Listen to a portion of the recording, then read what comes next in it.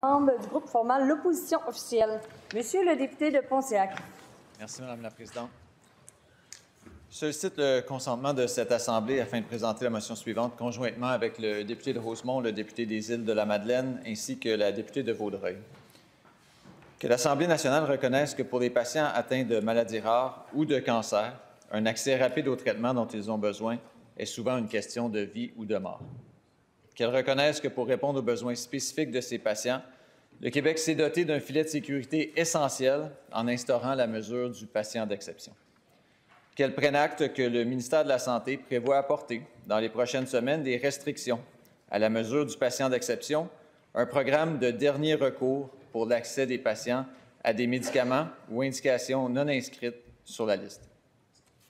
Qu'elle condamne que des modifications soient apportées sans véritable consultation auprès des groupes concernés. Qu'enfin, elle exige du gouvernement caquiste de garantir aux patients qu'aucune modification ne sera apportée à la mesure du patient d'exception. Merci.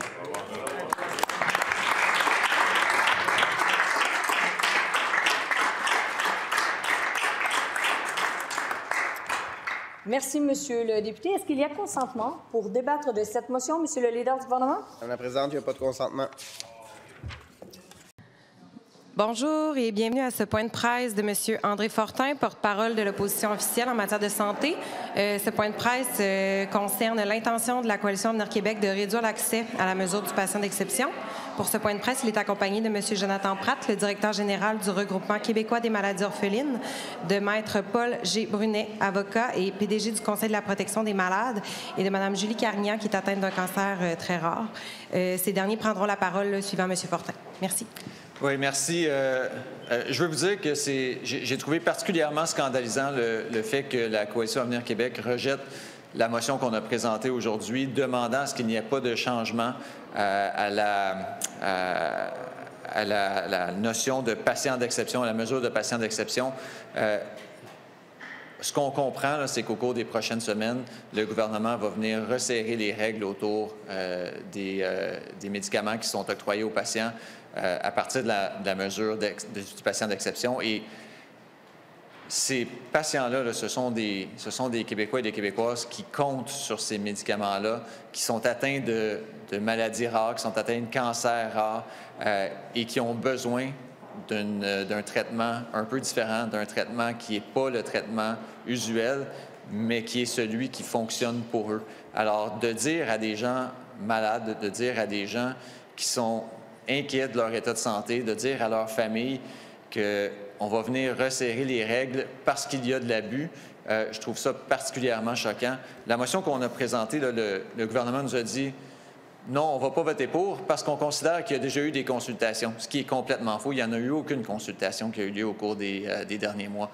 Le gouvernement est venu nous dire on ne vient pas restreindre l'accès. Ce qu'on vient faire, c'est resserrer les règles parce qu'il y a de l'abus. Moi, j'aimerais qu'ils nous disent quels patients abusent de cette mesure-là en ce moment, parce que les patients qui font l'utilisation de cette mesure-là, ils ont besoin des médicaments. C'est une question pour eux, bien souvent, là, de vie ou de mort. Oui, c'est une question de qualité de vie, mais il y a des gens qui, bien malheureusement, s'ils n'ont pas accès aux médicaments d'exception, vont décéder. Et ça, je ne peux pas comprendre que le gouvernement de la Coalition Avenir Québec vienne restreindre l'accès à des médicaments qui fonctionnent pour des gens. Il y a des gens avec moi ici aujourd'hui là, qui peuvent vous l'expliquer bien mieux que moi, mais de savoir que pour une question budgétaire, on va venir empêcher les Québécois d'avoir accès à des médicaments dont ils ont besoin, des médicaments qui assurent leur qualité de vie, qui assurent qu'ils demeurent en vie, c'est absolument scandalisant. Je me tourne vers Jonathan Pratt. Oui, donc bonjour tout le monde. Merci pour l'occasion de me laisser l'occasion de parler de cet enjeu-là.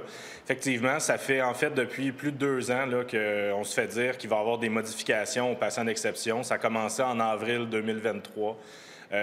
Puis en fait, ces changements-là vont venir potentiellement restreindre justement l'accès aux médicaments puisqu'on veut mettre de la pression sur les fabricants justement qui s'occupent de la production de ces médicaments-là et de les mettre en vente pour les patients. On va aussi, en fait, ce qu'on soupçonne, c'est qu'évidemment, le gros enjeu là, dans l'histoire, c'est que depuis 2 ans, on se fait dire que ce n'est pas une question de coût. Mais le principal enjeu, c'est que la mesure du patient d'exception nous coûte des centaines de millions de dollars par année, mais on va sauver la vie de plus de 50 000 patients. Puis, ce qui se passe, en fait, essentiellement, c'est que l'utilisation, justement, de ces médicaments-là et dont on se fait dire que ce n'est pas efficace, on se fait parler de pertinence clinique, entre autres, bien, en fait, c'est pas vraiment démontré. Donc, il y a plusieurs médicaments qui sont prescrits par les médecins sous le patient d'exception et les données, en fait, ne sont jamais recueillies pour ces médicaments-là sur une longue période. Un exemple que je peux donner, c'est le syndrome de Morquio. Donc, il y a un médicament qui existe depuis 2010. Ça fait maintenant 15 ans. Et c'est plus d'une cinquantaine de patients qui ont accès à ce médicament-là sous le patient d'exception. Mais je le répète, ça fait 15 ans. Donc, est-ce qu'on a récolté des données de ces patients-là depuis les 15 dernières années? On n'en a aucune espèce d'idée. On se fait dire par le gouvernement que ce n'est pas une priorité. La seule chose qu'on se fait dire, c'est qu'on veut resserrer les règles, mettre plus de bâtons dans les roues pour les fabricants. Et ultimement, ce qui risque d'arriver, c'est que ces fabricants-là ne viendront plus au Québec, ne viendront plus au Canada. Et ça va encore une fois réduire justement le nombre de médicaments disponibles aux Québécois et Québécoises. Puis l'autre enjeu aussi, c'est qu'on parle de maladies rares, on parle de maladies orphelines. Il faut dire qu'il y en existe plus de 8000 de ces maladies rares-là. Et j'inclus même pas les cancers rares dans les maladies rares. Donc, on peut deviner que le chiffre est vraiment beaucoup plus élevé. Et de ces maladies-là, il existe seulement 5 % des maladies pour lesquelles on a un traitement efficace. Donc, parfois, évidemment, avec la recherche et développement, bien, on va trouver des médicaments qui ont une indication thérapeutique très bien ciblée, mais qui pourraient être efficaces pour d'autres indications thérapeutiques. Et ça, malheureusement, ça passe, je dis malheureusement parce que ça passe sous le patient d'exception. Et là, aujourd'hui, on nous dit que bien, il y a des mesures qui s'en viennent restreindre ces changements-là. La dernière chose que j'aimerais ajouter, c'est par rapport aux consultations.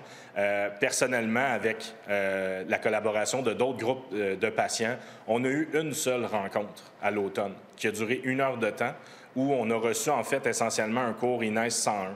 Donc, moi, je ne considère pas que c'est une consultation publique et on a aussi fait appel à différentes instances médicales, le Collège des médecins, la Fédération des médecins spécialistes. Il n'y a personne, en fait, qui a été consulté par rapport à cet enjeu-là. Donc, j'implore, en fait, le gouvernement, le ministre Dubé, avec le cœur sur la main, justement, de penser à ces plus de 50 000 personnes. Puis on ne parle pas des personnes présentement qui ont le patient d'exception. Moi, je pense à tous les futurs patients. Je pense aux gens, je pense aux parents qui vont avoir un enfant qui vont développer une maladie pour lequel il existerait peut-être un médicament qui est approuvé par la FDA aux États-Unis ou par l'EMA en Europe, mais qu'ici, on ne l'aurait pas parce qu'on vient restreindre ces règles-là. Donc, pour toutes ces raisons-là, je demande au gouvernement de vraiment faire une consultation beaucoup plus large afin de s'assurer de trouver peut-être des meilleures solutions et d'avoir justement l'avis de différentes parties prenantes pour savoir justement c'est quoi la bonne chose à faire pour l'avenir. Donc, voilà. Merci. Je laisse la parole à M. Brunet. L'ancienne loi sur la santé et services sociaux prévoyait qu'il y avait une façon de procéder pour obtenir, par exemple, dans des situations médicales particulières ou encore le patient d'exception, qui était relativement efficace, même s'il y avait certains combats que nous devions mener pour que les gens obtiennent le médicament dans certaines circonstances particulières. Ce que l'on craint avec l'avènement du projet de loi 15, c'est que ce qu'on a alourdi dans le processus d'obtention d'un médicament lors de situations médicales particulières finissent par s'appliquer en matière de patients d'exception et qu'on alourdisse ainsi le processus en invitant littéralement l'INES à venir se pencher sur le sujet. Oui, l'INES est impliqué autrefois, mais a posteriori des démarches du médecin et a posteriori de l'administration du médicament. Là, on impose littéralement l'examen par l'INES des différentes questions et des différentes soumissions pour des nouveaux médicaments. En fait, ce qui est plutôt ironique, c'est qu'alors que le projet de loi dit lui-même dans son propre titre rendre le système de santé plus efficace, ironiquement, on vient l'alourdir et le rendre encore plus inefficace en matière de patients d'exception. On a beaucoup de difficultés avec ça. Nous, on est ici parce qu'il y a 50 000 patients qui sont sous la rubrique patients d'exception et on apprécie évidemment cette question-là. Mais pour les futurs patients, la question que je pose au gouvernement, si vous restreignez l'accès aux médicaments d'exception, êtes-vous en train de nous dire que, dans le fond, les gens qui seront trop malades et à qui on ne pourra pas trouver de traitement, sauf si on allait avec le patient d'exception, ces gens-là se retrouveront en hôpital, à l'urgence, et pourquoi pas, c'est en tout cas ce qu'on pense que vous suggérez, qu'ils demandent l'aide médicale à mourir. On trouve ça un peu scandaleux et on demande au gouvernement de faire attention, de consulter les principaux groupes, ce que nous, on n'a pas eu l'occasion de faire, d'être consultés, et qu'on continue à obtenir et à permettre aux médecins de prescrire le bon médicament pour le bon patient et que ce médicament-là soit reconnu sans avoir à passer par l'INES et de bureaucratiser, sinon d'alourdir encore plus le processus et surtout de rendre un médicament qui, à la fin d'une course et de toute cette bureaucratie, qu'on se fasse dire que le médicament n'était pas efficace. Je comprends. Si vous administrez un médicament après des mois ou des semaines de tergiversation avec les autorités diverses auxquelles on veut s'astreindre ou nous soumettre l'approbation, c'est sûr que le patient va mourir et ce sera de votre faute. Madame Carignan. Bonjour à tous. Je suis extrêmement reconnaissante d'avoir l'opportunité de pouvoir parler au nom des gens comme moi qui, depuis 3 ans, a été touché par un cancer rare. En fait, c'est un message personnalisé pour le ministre et ses équipes. Je ne comprends pas depuis 3 ans. J'accompagne des gens. En fait, il y a 1 an et demi, je suis venue ici pour venir débattre puis protéger les accès aux médicaments d'exception pour les patients qui étaient hospitalisés. Évidemment, aujourd'hui, on parle de patients d'exception. J'en fais partie. Je ne comprends pas pourquoi les gens que j'ai connus il y a 3 ans, qui m'ont déjà quitté, n'ont pas eu cette opportunité-là parce que le patient d'exception existe aujourd'hui. J'espère qu'on va le protéger parce que même ce programme-là est difficile à aller chercher par le support de nos médecins. Les patients qui auraient eu besoin de ce programme-là, malheureusement, n'ont pas pu l'avoir et donc, au lieu d'avoir accès à l'innovation, ont plutôt eu accès à leur funérailles. Donc, ça, c'est quelque chose qui vient me chercher tout personnellement. Et pour le ministre Dubé, j'aimerais ça qu'on comprenne. J'ai consulté mon hémato-oncologue hier, puis je lui ai demandé qu'est-ce que ça veut dire si on resserre ce programme-là. Qu'est-ce que ça veut dire si on resserre l'accès à l'innovation? Eh bien, sa réponse a été fort simple. Je pense que tous les hémato-oncologues qui suivent des patients touchés par le cancer, des cancers rares, les maladies orphelines, tout ça, je pense que eux, leur mission ultime, c'est de soigner leurs patients avec des médicaments qui fonctionnent et d'arrêter de soigner des gens avec des médicaments qui ne fonctionnent pas. Et on est d'avis qu'actuellement, les médicaments innovants sont souvent utilisés très tard dans le parcours de soins des patients. Et donc, je pense qu'en diminuant en plus l'accès, non seulement on attend que ces patients-là ne soient pas en santé pour bien répondre à ces médicaments-là, on les condamne un peu en quelque sorte. Puis, ce qui m'a partagé aussi, puis je peux le nommer, le docteur Maxime Chénard-Poirier du CHU de Québec m'a dit « Julie, on a un bijou au Canada. On a un bijou, on a une opportunité ici dans notre province d'avoir un programme qui permet justement d'explorer l'innovation. Et il n'y a aucune façon à l'heure actuelle de traquer ou d'avoir une traçabilité sur les bienfaits de ces nouveaux médicaments-là chez les patients qui en ont besoin. Ce serait le fun qu'on préserve ce programme-là puis qu'on s'en serve comme outil pour équiper ou outiller l'INES à pouvoir approuver ces solutions-là plus rapidement.